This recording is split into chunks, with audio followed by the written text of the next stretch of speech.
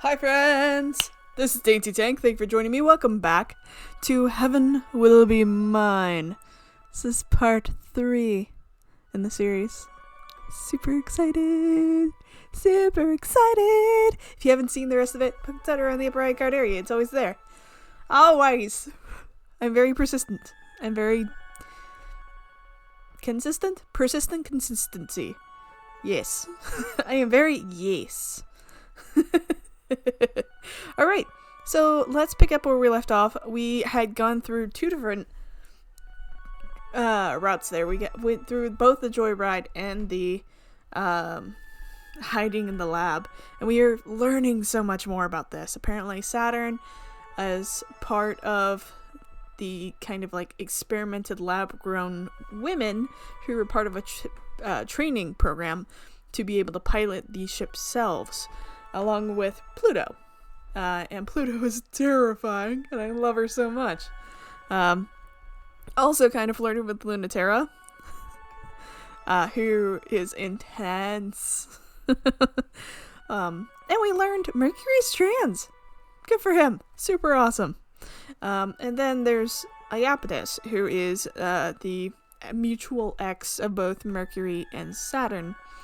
And Iapetus is apparently a creep who just touches people at work. Ugh. Anyways, with all that, let's resume. I saved here.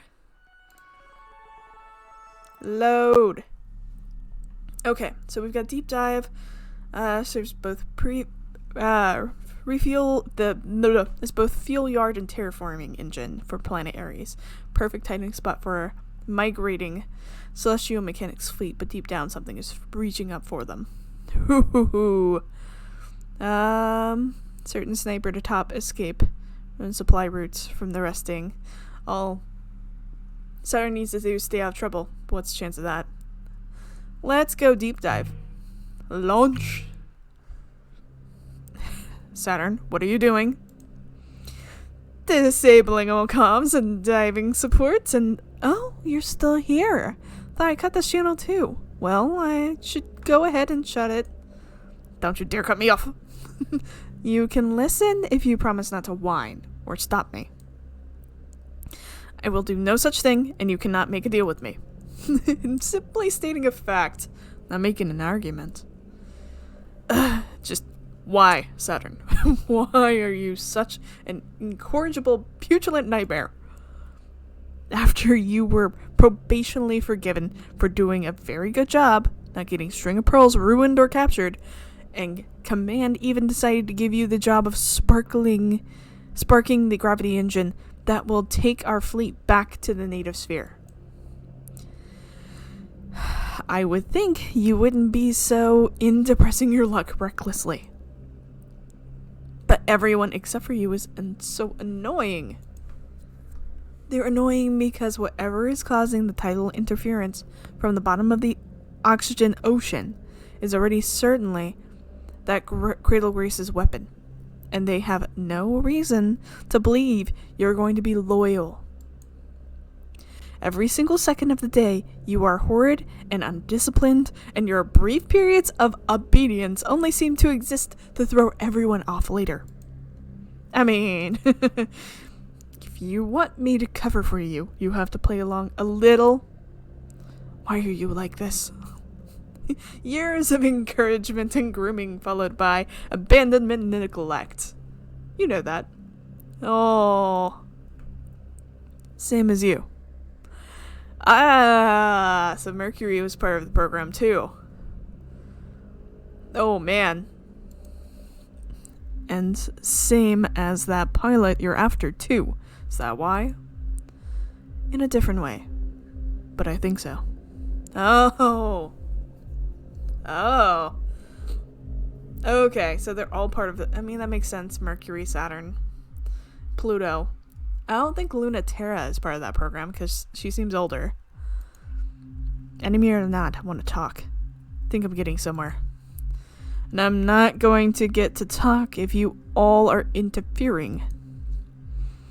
What if she doesn't want to just talk?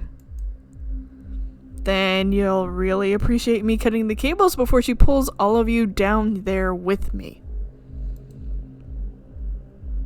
Why is it so important anyway? You really jeopardize the whole operation for that? Wait, you'll think I have my own cunning master plan? It's way better than his. Supposedly, nothing can stop the Krun Makola. Is it better to find out if that's true sooner or than later? Fighter? Or talk? Which is it? How are they any different? Anyways, don't worry when the connection accidentally breaks. I'll be fine, promise. And you will be too. Share a secret moment deep down. Okay. Get a tug of war above the waves. Secret moment. Let's have a secret moment. Okay. The balance shifts. Because Pluto tugs and Saturn yields.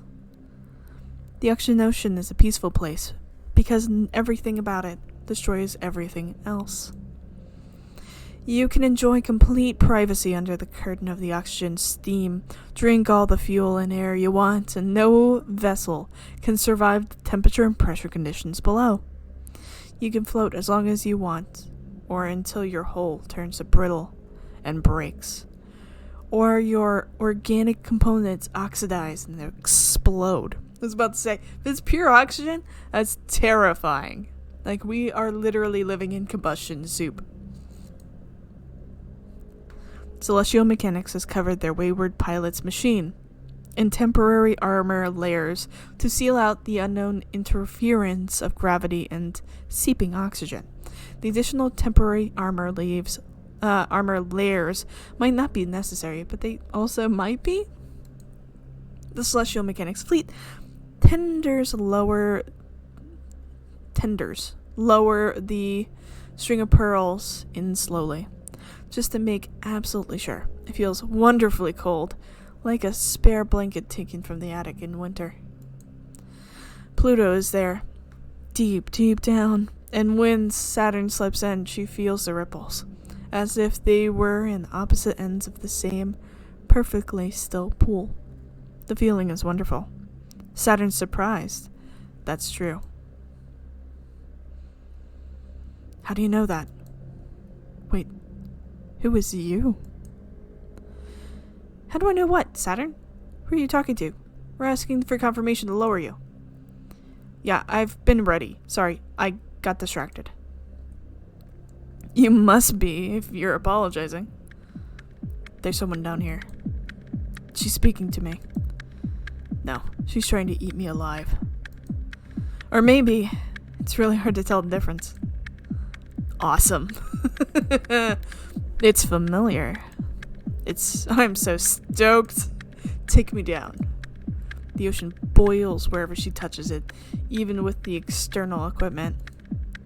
There's no way to rely on sight, and the paramagnetic influence is too erratic for sensors to process. She can only feel her way, for both of them. The cable to your left is extremely important. It's the only way we have of communicating and monitoring your situation. Uh-huh. So you'll need to be extremely careful with it. Mm-hmm. Are you listening? Yes, but not to you. Shh. There's definitely someone here. Lower me. It's reaching out. Saturn feels funny. Something's not quite right. Like something's watching her.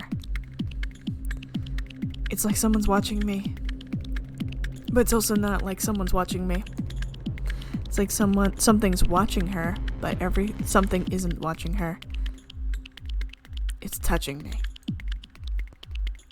Something is touching Saturn. Its hands see her.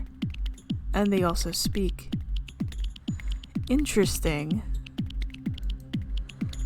It's saying something. The ocean ripples with boredom.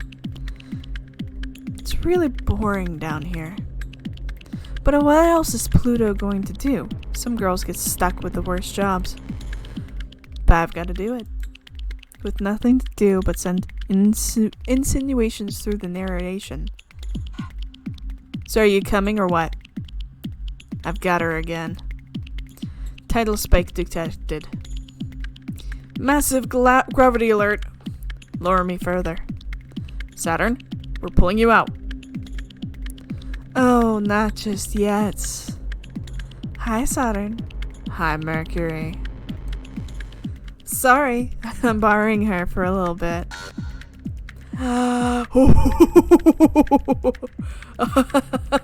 Oh, Saturn's cockpit floods with alarm lights as an imminent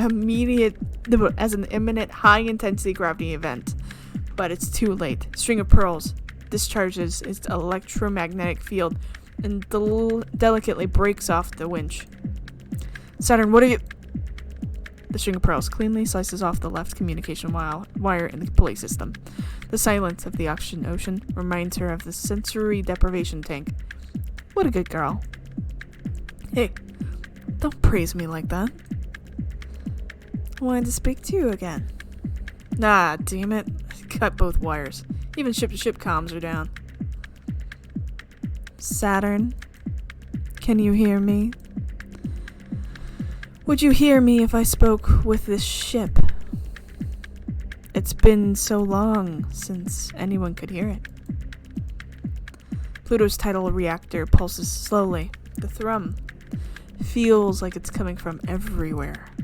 Oh, I get it. You want to talk with gravity. Well, I'm not some miracle child, even though they tried very hard to make me as good as you. Saturn's reactor, an anxious little ball, is getting just so fed up with this. It's frustrating to not be understood. Would you know what that's like? You don't know how much I know.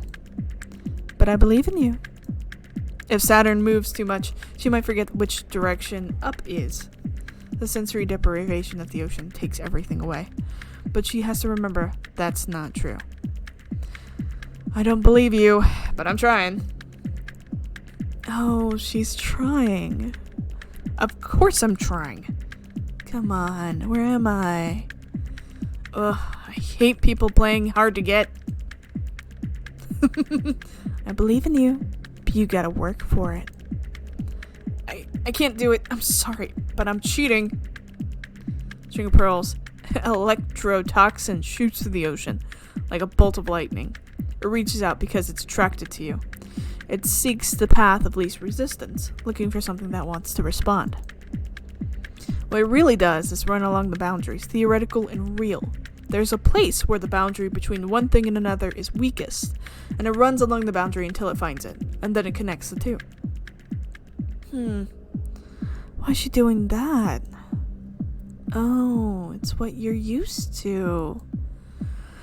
Good at seeing weak points. I've got a lot. Can you find them?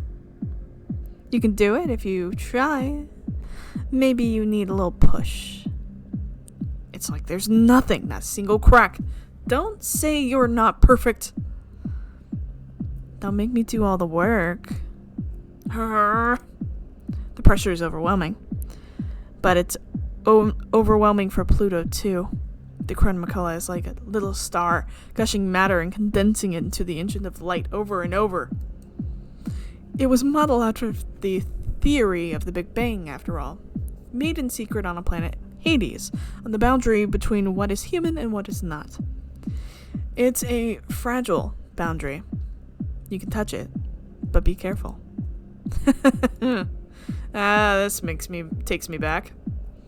Which is not fucking fair. Are you doing that on purpose? Always taking me to unpleasant pasts? Is it taking you back? Sorry. But we can't help it. It's the first thing beneath our surfaces. It's hard for me too. Oh, it takes Saturn back to our first implant series. When they took the most special children they could find and tried to cheat them into being even more special. Oh man. Bypass all the work and care that had gone into the third generation pilots, kick them directly into humanity's next stage. Cheating, you should know, felt good. It felt wrong in a good way. It felt good in a way that felt obscene. It felt bad, like she was getting more than she deserved. They chose her, but she felt like she played a trick on them. Like she lied and got candy for it. They knew there was nothing special about her, and then they gave her the most special thing. If they knew how special it was and how much she didn't earn it, they would have given it to someone else, but they didn't. Even when they threw her away, she never forgot how that felt. Why is it always like this? Oh, baby. Takes Pluto back to when she was learning how to be a person. In space, they decided they would start over without assumptions. Humanity would be protected by the most human children they could make. No matter how badly she did, no matter how much she wasn't up to how perfect they wanted, they never gave up on her. That was the worst part. She wished so much they would give up. It was so hard. She just wanted to be the mess she really was, and they wouldn't let her. She knew with all her heart that she wasn't supposed to be. She had it memorized, and she could never make it leave her body. Become the things she did and the person she was. They let her be whatever she wanted. And she wasn't strong and smart and pretty enough to be it. Both of them remember, reaching through the wall to the one on the other side, wishing so hard to hold hands. It felt like you really are. You're two pebbles dropped in the pond, but your ripples, touching, are enough. No one knows, and even the two of you almost don't. Never say it out loud. Never think it too loud. It sounds so sad when you put it like that. Why, don't you show me things that stop making me jealous? Oh, you got me. You're touching me.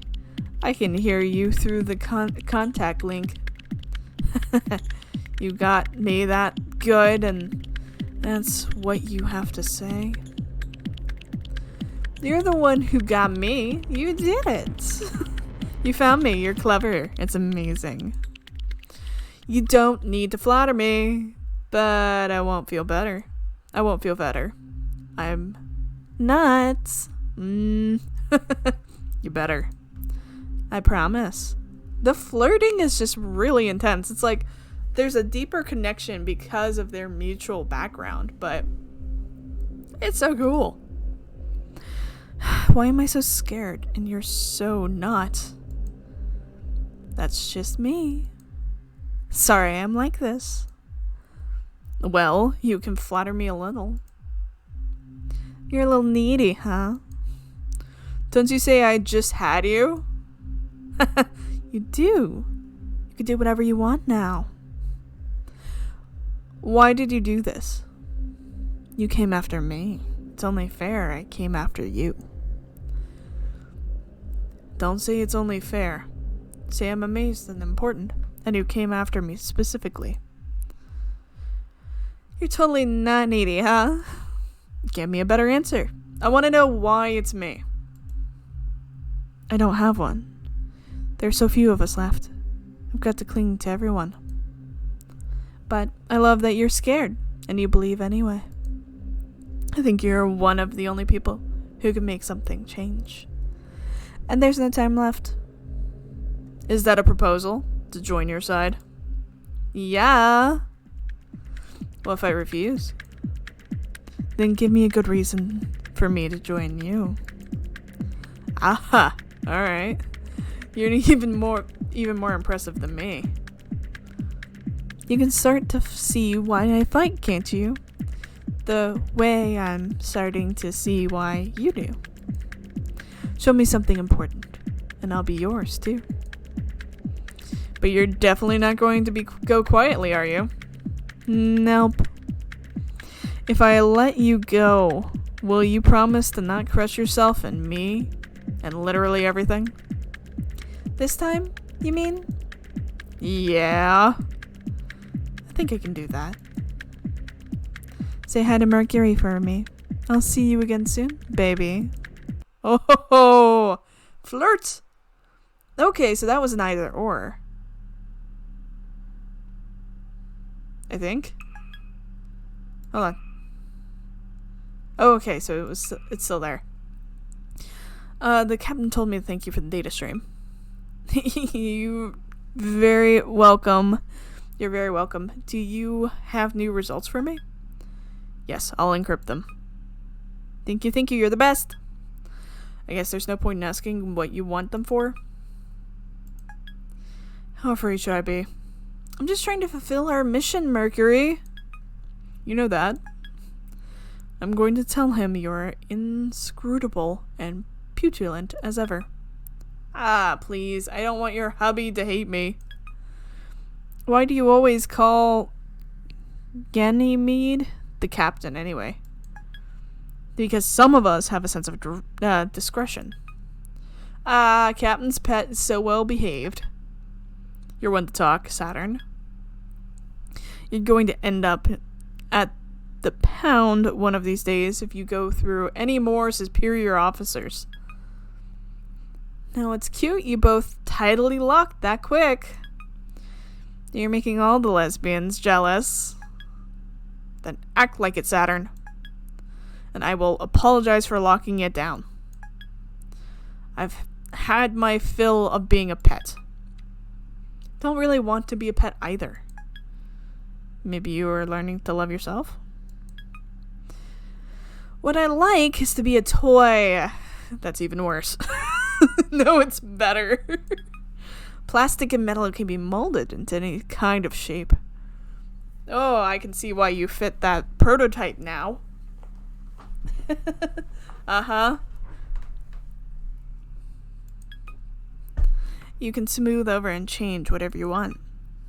You only have to accept the interference you're designed for. A toy never gets to do anything. It just sits there looking pretty. Mercury, what do you think I want? Don't you love how our ship selves evoke so much? Just by being plastic in the silhouette of a human. These beam weapons are my fingers. The chassis is my tits. But they're also beam weapons and impenetrable chassis. They can shred the plastic all they want, but they can't touch me. Plastic can't get hurt. But you still can be, don't forget. People fawn over objects they worship. They worship them. I want to be the product they obsess over. I thought you were tired of getting thrown away. I am not for individual retail sale. Look, don't touch. One kind, not sold in stores. Ooh, you are very interesting, Saturn. Boop. Annual Academy student rating. Colony server, Force extraction, Memorial Force Space Academy archives. I won't rate them, they're still learning. Given this, Halamede is underperforming based on the expectations that were set out for her. I told you the projections were completely divorced from reality repeatedly. For this very reason, the authorities she may have wielded on Earth means nothing up here. So, Halamede, apologies on anything I say that's not pronounced correctly. I should add, because I know you will forget as early as is convenient, that she is performing very highly compared to her peer group in the specific areas you seem to consider so highly. Yes, even compared to the Generation 1 aces. That's it. So, Lunaterra is part of Gen 1 aces. And then Gen 3 is Saturn, Mercury, and Pluto. Interesting. She has the potential to surpass them. So stop asking if she has surpassed the top one yet. I prefer to keep those two as separate as possible for interpersonal reasons. Halamede is too competitive and easily impressed to not make me worry about placing her in close contact with the number 1 ace. Your attempts to put those two in the same room has not gone unnoticed by me. Do you just love drama, Iapetus? Or is there something else you believe is more important than the health of our pilots? Ooh. Okay. Wow, alright. So, Iapetus really is kind of like puppeteering this. Nick's final resignation. Special counsel for the prosecution of Dr. Nix. Ooh. In these moments, nothing is more painfully clear than being patronized. But you cannot even spare me that. I can't understand why you thought me to be that naive, though. I really did know. They thought a world where the children were together and free and could write their own futures sounded wonderful. We didn't even get close for them to understand that's not what they wanted. I knew it from the start. I regret only that I didn't get further before they noticed. You're asking for my resignation, but there's nowhere else for me to go, and there's nowhere else for those children to go either.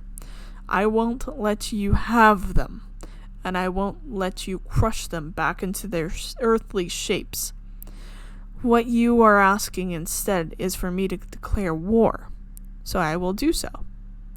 And we will see if Earth's tides are truly powerful enough to crush the new humanity you rejected. Interesting. Interesting. Okay. Let's get into this next one. Oh, God. Take a drink real quick. Woo! No, go away. Take time. No. wait. No. Redo. No, go ahead. Take your time. We're not dying yet or anything. You know, fighting officially on Ares is a lot less fun than I was promised it would be. It's real work, Saturn. I thought that's what all of that getting back on your good side was all about. They shouldn't have done such a good job of hiding in the Ocean Ocean then. You could maybe stage an attack from the Olympus ruins, but not even Cradle's Graces is precious enough to defend them. Memorial Foundation is thorough enough to watch over it. Of course, only they would be that annoying. There's recent activity there, and they want an investigation. They're just being paranoid. That's a stupid plan. They're only sending someone there to waste their time chasing. We're dumb. Chancing we're dumb. Or baiting us. Would they really send their ace if that was the case? Ace in space. Wait. That old Memorial Foundation war horse, you mean? Why didn't you tell me that the most important part first? Coordinates, now please. Saturn, I really hope you are not actually... Yeah, I'm feeling like, command is right, actually. That area needs some really thorough investigation, just to be sure. What's with the sudden enthusiasm? It's really not. No, wait, it's exactly you. When you said you fought off the Mare Crisium pilot, what were you actually doing? I don't know what you're talking about, Mercury. I was so dutiful and brought this back in one piece, so that means I won. So don't worry about it. Why are you like this? Oh! Saturn gets no-scoped by Lunaterra. Outcome favors. Okay. Lunaterra gets a point-blank encounter.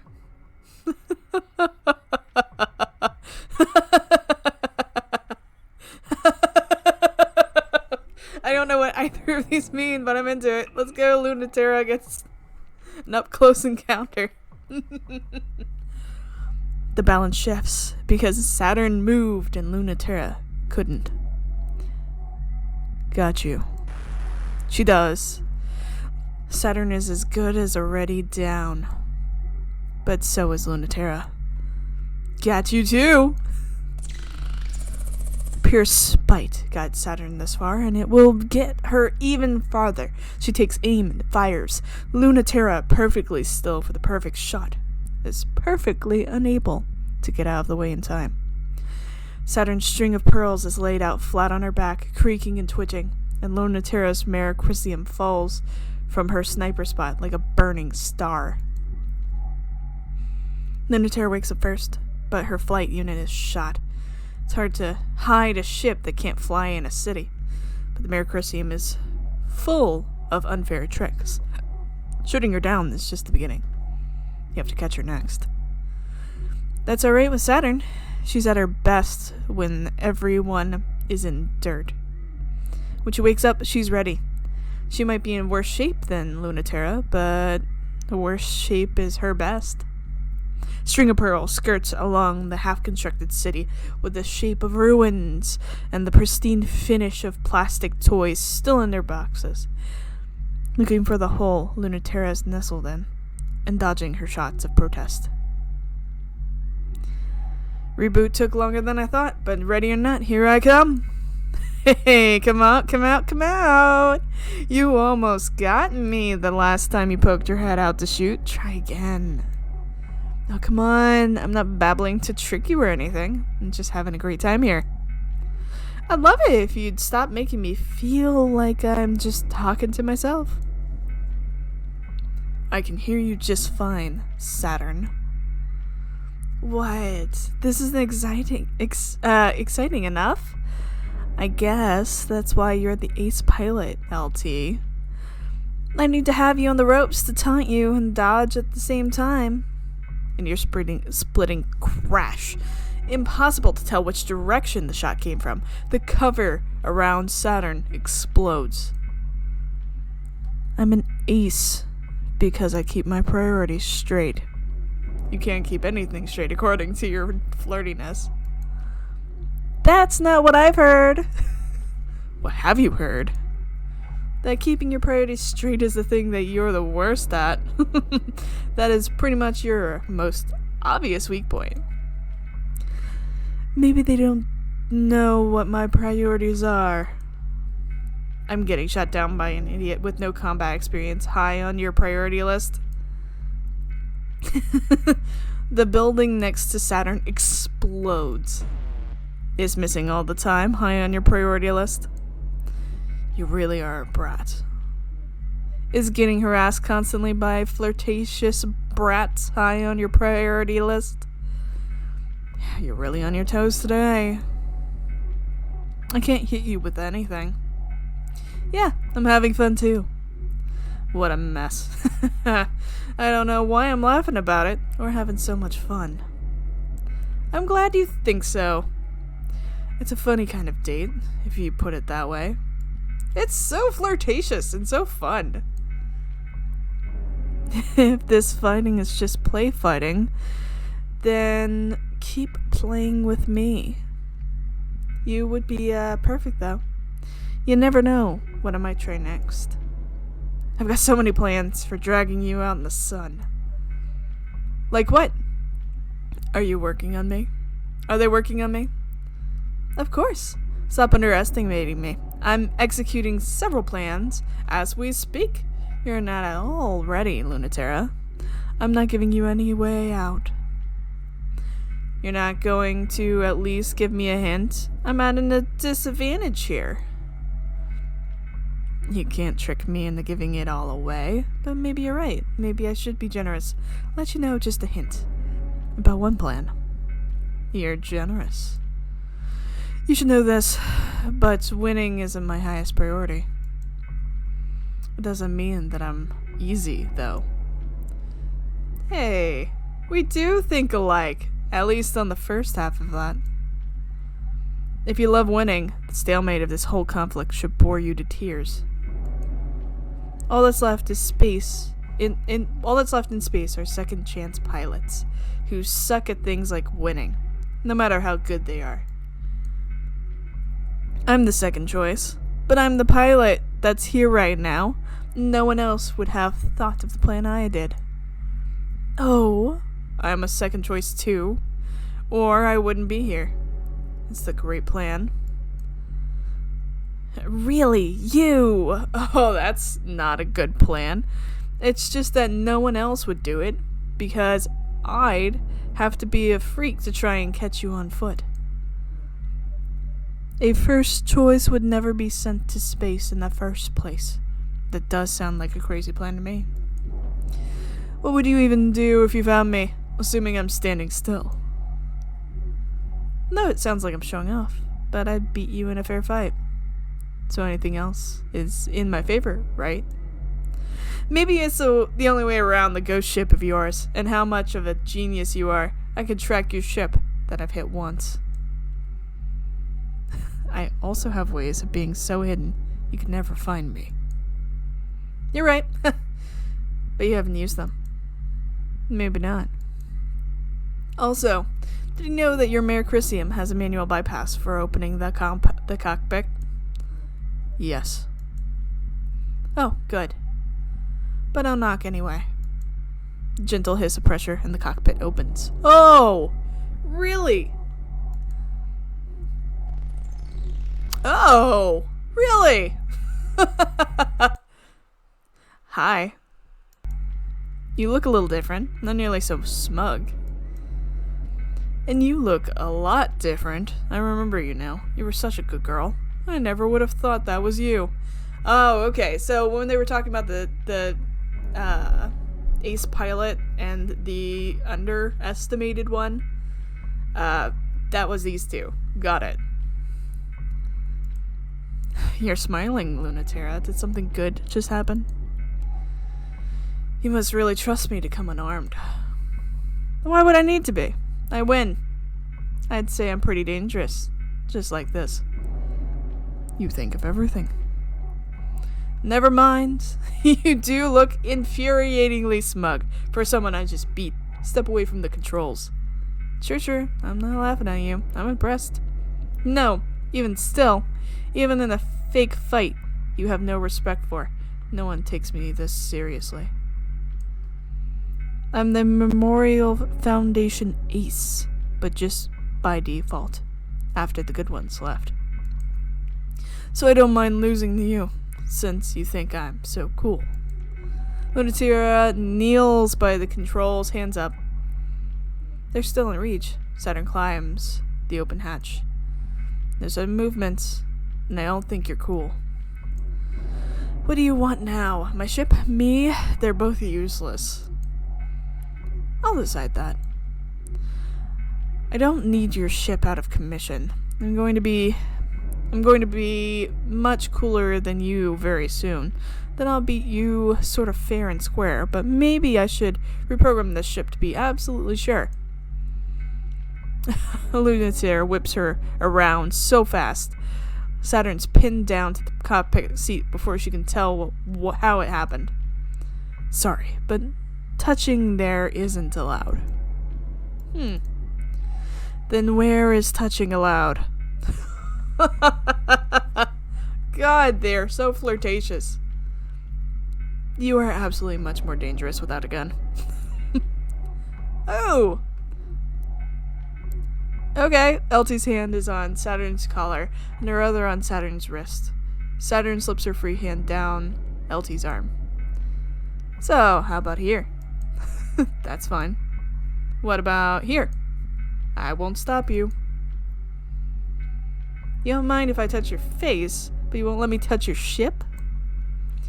Some places on the ship are fine. Some places on me are fine. Which do you want to know right now? Is this... Damn it. So how's unbuttoning my shirt going? It's harder than it looks at this angle with just one hand, huh? Oh, God, they're getting down. Just make out with me, you heinous bitch. Oh, okay. You guys are just so... It's so queer and so weird. It's so interesting. Luna has this idea, but instead she forgets it. She finds... she's let her grip go slack and Saturn's nearly leapt out of the chair to kiss her. That thought is a little surprising, but her body made the right call in the moments in between when she was too busy overthinking it. Saturn seems a little mad about that smug face Lunatera is making and bites Lunatera's lips as they kiss. It doesn't encourage Lunatera to stop being like that. This is absolutely insane. Are you kidding? What could possibly be a better use of your time? Don't tell me duty is why you're fighting out here, or you would have stopped me before I opened the hatch. You're not just here for fun. You're not doing this just because there's no point, and you're killing time before the war collapses one way or another. Obviously, I can be sure and still make out with you. It would disappoint you if I wasn't. Oh, don't make that face. I can tell it would. That's good though. I feel the same. I wouldn't have let you flirt if that's just all you were. How can you be sure? Looks like I know something you don't. Even if it's just one thing. I'm always the last to know. You always make it seem like you know what you're doing. I'm just acting on instinct. My body knows what to do. Then you should be asking her. She'll know what to do. Her. Okay, so this is the executive director, Dr. Nix, that we saw before. September 12th, 1963. That's when the first and last artificial colony of the native sphere was completed, in a tranquil bowl of stable gravity at Lagrange point 5. As the front line against existential threats, a training facility for the generation of humans adapted to fight in space. As a colony environment with the life, gravity, and culture necessary for human beings to live, thrive, die, and be born, with the hope that peace on earth would reign if we won this war in heaven. Without pressure, water boils off our tongues, and we dissolve into component parts. Without culture, we forget the shape we're supposed to have, and turn inside out into something else. Out of necessity, we created a pressured environment, exerted enough gravitational pressure to maintain cohesion, all senses, in space, a ship's self to ferry us through the world. They function only in places where the gravity of humans is too light to sustain existence. It was doomed from the start. Of course they were jealous of the humans the Earth no longer wanted flying on zero-G wings. Oh, here we go. July 29th, 1958. So before. That's when the Memorial Foundation International Executive Committee was granted international authority in the spirit of unified human peace and the verified presence of the existential threat outside the solar system to establish a cultural, military, and scientific response to the existential threats. No longer confined to Earth, a growing native sphere where our gravity reigns forever. Safety, research, and expansion, the three pillars of the Memorial Foundation's space branch, will protect Earth from what as it has, from without as it has from within. Free from the old world's gravity, it would be impossible to advance science, art, and culture without constraint, and join hands. All of Earth finally unified. For Memorial Foundation, protecting humans from other humans through peace on Earth, and protecting humans from everything else through war in heaven, would fulfill both of our agendas simultaneously. We really foolishly decided we could do better. There are two errors in this approach. The first is that to do better in heaven is meaningless if it cannot be exported to Earth. The space program was never rejected by the surface. It simply did not have enough relevance to sustain interest. The second error is the intrinsic error of the Memorial Foundation. The existential threat is intrinsic to humanity. You can fight it, but you cannot cut it out. Designation of alien is required by humans. We cannot trick an existential threat into a convenient manifestation as if it has always been. Only humans can fulfill the criteria to be an alien. Europa, Chief Officer. Okay. Whew, come on. Oh, so this is Iaptus. July 2nd, 1980. That's when they blew up the Lagrange colony. It was a real shame. It's a green, wet, and very peaceful place. And now it's very cold, green, wet, and very unsettling place. It's where we did a lot of legitimately incredible things, like create sustainable tidal reactors, new culture, experiment with human bodies and human development, manufacture self-sufficient alter egos for space exploration, and did everything other than successfully combat the unknown existential threat. Earth and the Memorial Foundation Service considers that a failure, but in truth, they're just not trying hard enough. Through gravity, humans decide what is real and what is not. Humans cannot make whatever they imagine come true.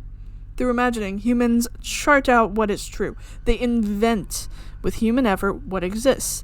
If an existential threat doesn't exist, we just have to make one. But of course it doesn't work like that.